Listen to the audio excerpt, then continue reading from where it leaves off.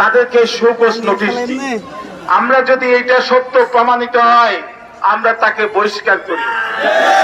আজকে আজ পর্যন্ত জামাত ইসলামী ভাইয়েরা বলে যে সে তাদের লোক না, অথচ পত্রপত্রিকায় ফেসবুকে প্রমাণ আছে। তারা পারত যে তাকে তাদের পার্টি থেকে বহিষ্কার করে কলঙ্ক মুক্ত হতে পারত, কিন্তু তারা সেই কলঙ্ক মুক্ত হয় নাই। আপনারা তো একবার ইদানিং লক্ষ্য করবেন, সেই সময়ে যারা হাইব্রিড আওয়ামী লীগ করতো, চাঁদাবাজি করতো, তারাই এখন ব্যানার পাল্টে এখন জামাতের দলে ঢুকে গেছে।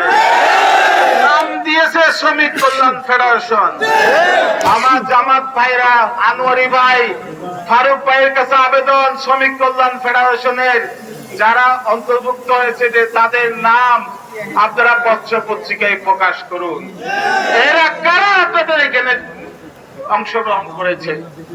ভাইয়ের আমার আরেকটা হলো কি, কুরুচিপূর্ণ বক্তব্য দিচ্ছে। আপনি দেখেন এই যে এনসিপি, গতকালকে আমাদের এই মিটিং হওয়ার কথা ছিল, আমরা শুনলাম যে শনিবারে এনসিপি আমাদের ছেলেরাই বলবো, আমাদের ছেলেরা এনসিপি নাগরিক পার্টি তারা পথযাত্রা দিয়েছে। আমরা সুজন্যতা বোধের কারণে তারা ঢাকা থেকে আসবে আমাদের অতিথি, আমরা সেটা পাল্টে আজকে দিয়েছি। তো বক্তৃতায় দাঁড়িয়ে আমাদের নেতা, জাতীয় নেতা সালাউদ্দিন ভাই সম্পর্কে কুরুচিপূর্ণ কথা বলেছেন।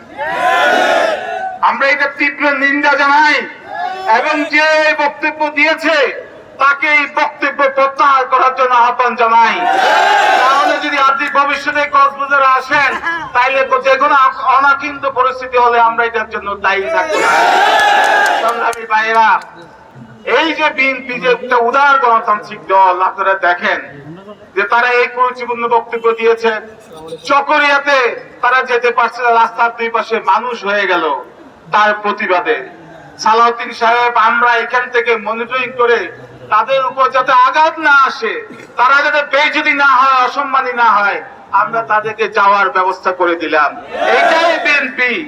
আপনারা জানেন সোহরাওয়ার্দী উদ্যানে একটা বিশাল সমাবেশ হয়েছে, ওইখানে 4 আনা পার্টি, 10 আনা পার্টি, সব পার্টিকে দাওয়াত দিয়েছে। যারা ওই যে জুলাই যারা আপনার স্বৈরাচার বিরোধী আন্দোলনের শরীক ছিল তাদেরকেও দাওয়াত দিয়েছে, আর যারা স্বৈরাচারের পক্ষে ছিল, নির্বাচন করেছে, তাদেরকেও দাওয়াত দিয়েছে। দুর্ভাগ্য আমরা দাওয়াত পাই নাই। কিন্তু আমরা কি করেছি, ডক্টর শফিকুর রহমান তিনি অসুস্থ হয়েছেন, প্রথম দেখতে গিয়েছে কে? আমাদের তারেক রহমানের নির্দেশে, আমাদের দেশনেত্রী খালেদা জিয়ার নির্দেশে প্রথম ডক্টর শফিকুর রহমানকে হাসপাতালে দেখতে গিয়েছে আমাদের মির্জা ফখরুল ইসলাম আলমগীর, আমাদের মহাসচিব, এবং ডক্টর মঈন খান আমাদের স্টেটিং কমিটির মেম্বার। তাদের সাথে আমাদের পার্থক্য দেখেন। সংগ্রামী ভাইরা, বাংলাদেশে ফেসিবাদের বাংলা হলো কি জানেন?